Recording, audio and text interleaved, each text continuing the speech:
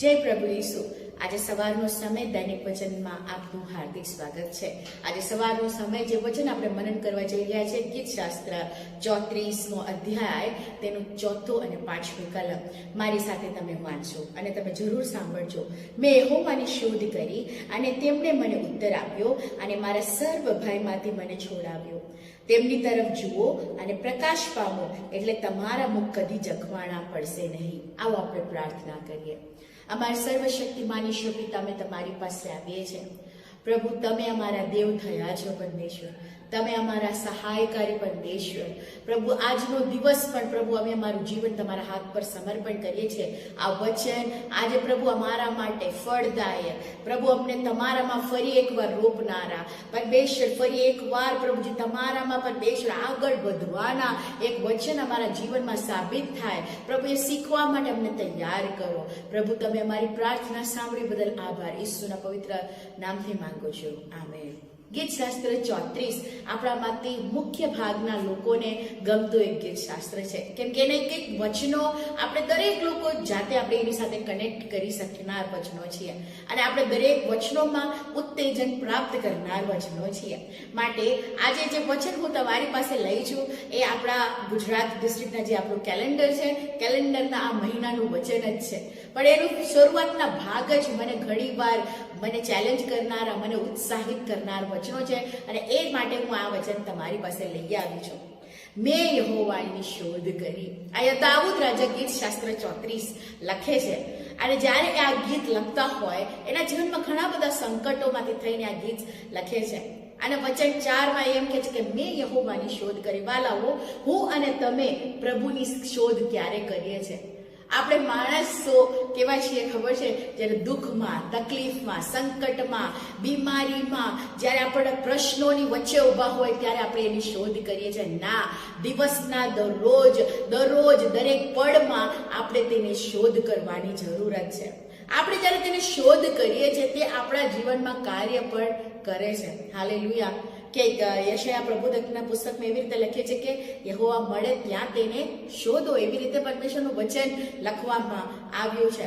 અહીંયા શું લખ્યું છે? 34મો અધ્યાય તેની 4થી કલમમાં જ એમાં લખ્યું છે, પહેલી બાબત જે છે કે જ્યારે તમે યહોવાને શોધ કરો છો, તેણે શું કર્યું? અને તેમણે મને ઉત્તર આપ્યો। હાલેલુયા। આપણા પરમેશ્વરની જ્યારે આપણે શોધ કરીએ છીએ ત્યારે આપણા પરમેશ્વર આપણા પ્રશ્નોના ઉત્તર જરૂર આપીએ છીએ। કદાચ આ દુનિયા આપણને ના આપી શકે, આપણી સમાજ આપણને ના આપી શકે, આપણા સગા સંબંધીઓ આપણો જવાબ ના આપી શકે, કદાચ આપણું ચર્ચ કે મંડળીના લોકો આપણને એ જવાબ ના આપી શકે, પણ જ્યારે તમે પરમેશ્વરનું મુખ શોધો છો, જ્યારે તમે પરમેશ્વરને શોધો છો, એની પાસે તમે જાઓ છો, એની પરમેશ્વરને પૂછો છો કે પ્રભુ હું શું કરું, પરમેશ્વર હું શું કરું મારી તકલીફમાં, એ સમયમાં પરમેશ્વર તમને રાહ બતાવનાર દેવ છે। હાલેલુયા। કેમ કે તે અદ્ભુત પરમેશ્વર છે। હાલેલુયા। તેના કાર્ય બહુ મોટો છે, એટલે જ અહીંયા દાઉદ કહે છે કે મેં શું કર્યું? યહોવાની શોધ કરી અને તેમણે મને શું આપ્યું? ઉત્તર આપ્યો। આજે તમારી પરિસ્થિતિ ગમે તે કેમ ના હોય, વાલાઓ, હું તમને આગ્રહ સાથે કહેવા માંગુ છું કે તમે પરમેશ્વરની શોધ કરો। પરમેશ્વરને કહ્યું, પ્રભુજી તમે ક્યાં છો? મારી પાસે આવો પ્રભુ, તમે મારી સાથે આવો, હું તમને શોધું છું, હું સવારે ઉઠીને તમને શોધું છું, મારી તકલીફમાં હું તમને શોધું છું। હાલેલુયા। અને જ્યારે તમે પરમેશ્વરને શોધ કરો છો ત્યારે શું થાય છે તમને ખબર છે? બીજી બાબત એ છે, તે મારા સર્વ ભયમાંથી મને છોડાવ્યો। હાલેલુયા। પ્રભુ દેવ જે છે આપણો, એક ભય નથી, અમુક ભયો નથી, પણ જીવનમાં કેટલા ભય કેમ ના હોય, એ સર્વ ભયમાંથી તમને અને મને છોડાવનાર પરમેશ્વર છે। હાલેલુયા। કેટલો મહાન પરમેશ્વર! એ પણ એ ક્યારે શક્ય બને છે? જ્યારે આપણે પરમેશ્વરને શોધીએ, જ્યારે આપણે પરમેશ્વરને આગળ રાખીએ, જ્યારે પરમેશ્વરના વચન આપણે રાખીએ। હાલેલુયા। બહુ મહત્વની બાબતો છે। ઘણીવાર આપણે આ બધી બાબતો ભૂલી જઈએ કે ના, હું મારી રીતે પ્રયત્ન કરીશ, પ્રભુને તકલીફ નહીં દેવી, પ્રભુને કંઈક ખબર પડતી હશે। ના, એવું કશું નથી। પણ હું તમને કહેવા માંગુ છું, ગમે તેવી પરિસ્થિતિ, ગમે તેવી બીક હોઈ શકે, તમારી બીક તમારા બાળકો માટેની હોય, એમના ભવિષ્ય ભવિષ્ય વિશેની હોય, એમના લગ્ન વિશેના હોઈ શકે, તમારા પરિવારના એક સાજાપણું માટે હોઈ શકે, પરિવારના શાંતિ માટે હોઈ શકે, તમારા ઘરના લોકોના તારણ માટે હોઈ શકે. પણ હું તમને આશા સહિત આજે કહેવા માંગુ છું કે પરમેશ્વર ઉપર તમે શોધ કરો, પ્રભુને તમે ઓળખો, પ્રભુને શોધો. સવારે ઉઠીને પ્રભુ તમારી સહાયતાની મને જરૂરત છે. હાલેલુયા. આમ તેમ ભટકશો નહીં, આમ તેમ જશો નહીં. તેના વચનમાં તેને શોધો, પ્રાર્થનામાં તેને શોધો. પરમેશ્વરને શોધવું તે આપણને એની નજદીક લઈ જવામાં આવે છે. હાલેલુયા. માટે આપણી પ્રાર્થના પણ કોણ સાંભળે છે?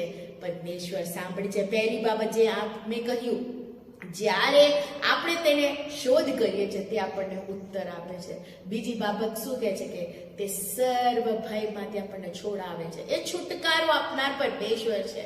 ખાલી ભયમાંથી જ નહીં, તમારી ગમે તેવી તકલીફ કેમ ના હોય, તમારી ગમે તેવી પરિસ્થિતિ કેમ ના હોય, મને એવું લાગતું હશે, તમને એવું લાગતું હશે હું ક્યારેય આમાંથી બહાર નહીં આવું. કદાચ એ આપણું પાપ હોઈ શકે, કદાચ હોઈ શકે આપણું માનસિકતા હોઈ શકે, કદાચ હોઈ શકે આપણી બીમારી હોઈ શકે, કદાચ હોઈ શકે આપણી ઘરની પરિસ્થિતિ, નાણાકીય તંગી, નહીં તો આપણા સામાજિક પ્રેશર છે, ગમે તે હોઈ શકે.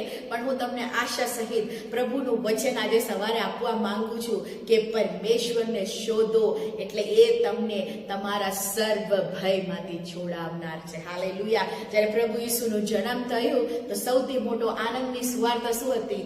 બીહોમાં સ્વર્ગદૂત આવીને તેને શું કર્યું? લોકોની પાસે, ગોવાળો પાસે આવીને શું કહે છે કે બીહોમાં વાલાવો, એ પરમેશ્વરનો સંદેશ આજે સવારે પણ હું તમને કહેવા માંગુ છું કે મોંઘવારી વધી રહી છે, તકલીફો વધી રહી છે, સંકટો વધી રહી છે, પણ તમે બીશો નહીં. કેમ કે પ્રભુ તમારી સાથે છે. તમે શોધો ત્યાં પ્રભુ તમને મળશે. તમે જ્યાં કઈથી તમે તેનો પોકાર કરશો તે તમારી સાથે રહેશે. Hallelujah, hallelujah. અને તે તમને ઉત્તર બી આપશે અને તમને સર્વ ભયમાંથી છોડાવશે. વચન 5 તરફ આપણે જઈશું. શું લખ્યું છે?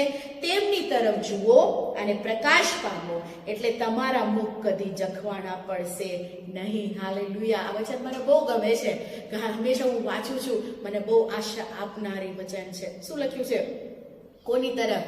પ્રભુની તરફ તમે જુઓ અને પ્રકાશ પામો એટલે તમારા મુખ કદી જખવાના પડશે નહીં. આ પરમેશ્વરનો એક વાયદો છે તમારા માટે. જે લોકો પ્રભુની પાછળ ગયા, જેણે પ્રભુની શોધ કરી, જેણે પ્રભુ પાછળ ચાલ્યું, એ ક્યારેય લજ્જિત થવા દેશે ને. એના મોઢા ઉપર પરમેશ્વરનો પ્રકાશ હંમેશા ને હંમેશા ટકી રહે છે. હાલેલુયા.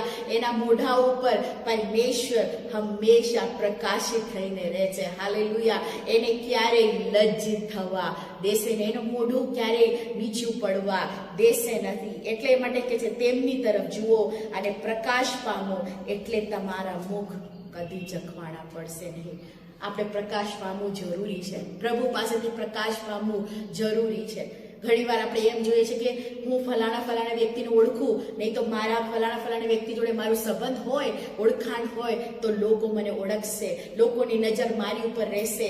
ફલાણા વ્યક્તિ જોડે આપણું સ્ટેટસ બનીને રહે તો આપણને સમાજમાં બધા ઓળખશે. વાલા હું કહું, સમાજમાં અમુક સમય સુધી લોકો તમને ઓળખશે, પણ અમુક સમય પછી એ તમને ઓળખે એ કોઈ જરૂરી નથી. પણ હું તમને કહું છું, જો તમે પરમેશ્વરને શોધનાર હોય, જો તમે પ્રભુ ઈસુને અંગીકાર કર્યું છે તો તમે પ્રભુ ઈસુને શોધો અને પ્રકાશ પામો. હાલેલુયા. તેના પ્રકાશ તમારા ઉપર આવશે, તમારા જીવનના અંધારું દૂર કરશે, તમને પ્રભુ એક સ્થાન આપશે. હાલેલુયા. જ્યાં ખીચડમાં હતા ત્યાંથી પ્રભુ આપણને કાઢીને એક સ્થિર જગ્યામાં આપણને મૂક્યા છે. કેમ? પ્રકાશ પામવા માટે, બીજાઓના માટે પ્રકાશ આપનારાઓ બનવા માટે. આપણને જ્યારે જુએ લોકો એમ જોઈએ, શું કહેવાય કે ત્યાં ઘરમાં પ્રકાશ છે, એ જગ્યાએ જે પ્રકાશ છે, એ વ્યક્તિના ઘરમાં મને શાંતિ મળશે. Hallelujah, hallelujah. લોકો તમને ઊંચા કરશે ને નીચા બી પાડશે, પણ હું તમને કહેવા માંગુ છું, પરમેશ્વરને જો તમે શોધો તો તમે જરાય પાછળ નહીં પડવાના. કેમ કે પરમેશ્વર તમારી સાથે રહીને તમને તેનું પ્રકાશ તમારી ઉપર રાખશે અને શું કહે છે કે તમારા મોઢું ક્યારેય જખવાના પડવા દેશે નહીં. પહેલી બાબત મેં કીધું, તમે તેને શોધો. તમે તેનો શોધો તો શું થઈ જાય? તે આપણને ઉત્તર આપશે, આપણા પ્રશ્નોનો ઉત્તર આપશે. બીજી બાબત, તે સર્વ ભયમાંથી આપણને છોડાવશે. ત્રીજી બાબત શું કહે છે કે તેમની તરફ જોવું, પ્રભુની તરફ જોવું અને પ્રકાશ પામવું જરૂરી છે. Hallelujah, hallelujah. ઘણીવાર આપણે પ્રાર્થના એમ કરે, પ્રભુ તું ક્યારેય મને લજ્જિત થવા નહીં દે, તમે મને મારું મોઢું નહીં નીચું પડવા દે. પણ ક્યારે એવું થાય જ્યારે તમે પ્રભુને શોધો છો, જ્યારે તમે પ્રભુની તરફ વળો છો, જ્યારે પ્રભુ તરફ તમારી નિશાના કેન્દ્રિત કરો છો, તમે તમારું હેતુ પ્રભુ તરફ રાખો છો. હાલેલુયા. ત્યારે તમારા મોઢું ક્યારે ઝાંખું પડવા દેશે નહીં. હાલેલુયા. આવો આપણે પ્રાર્થના કરીએ આજે સવારનો સમય, પ્રભુ આ વચન દ્વારા તમને આશીર્વાદિત કરે.